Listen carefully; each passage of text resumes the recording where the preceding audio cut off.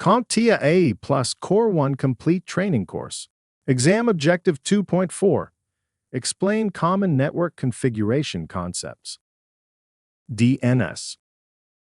The Domain Name System, or DNS, is a networking service that translates domain names into IP addresses that computers use to communicate with each other.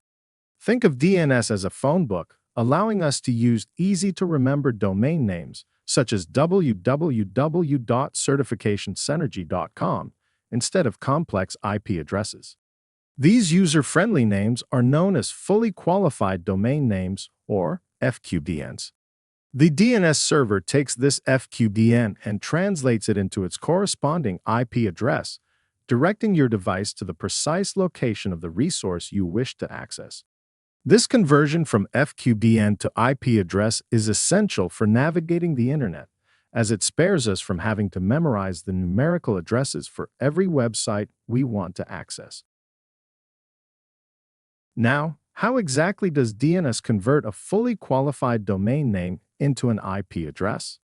Let's break it down, starting with what makes up an FQDN. An FQDN is a complete address used to access a specific device across the internet, like a web server. It's composed of several parts, including an optional subdomain or subdomains, a domain name, and a top-level domain. For an example, let's take the URL https://www.example.com/info/about-us.html and slice out a portion of it. The FQDN will include the www as the subdomain, example as the domain, and .com as the top-level domain.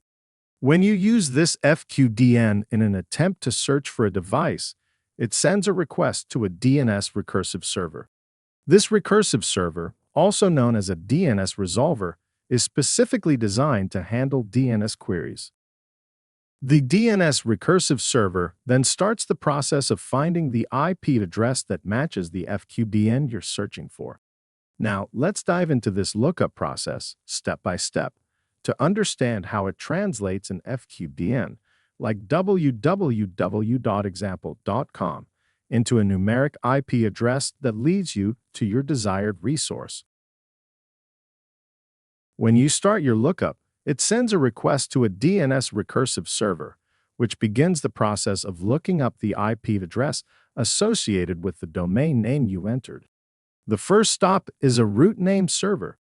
A root name server provides a referral to the appropriate top-level domain server. For our scenario, the .com TLD server.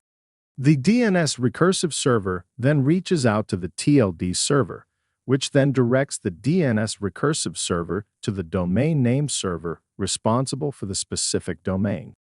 The domain name server will then return the IP address associated with the domain to the DNS recursive server. The DNS recursive server will complete the lookup process by providing the requested IP address back to your browser. Now that we know how the DNS lookup process works, in the next video segment, we will probe deeper into the topic of DNS records and learn about the many different types of information, or records, that we can request.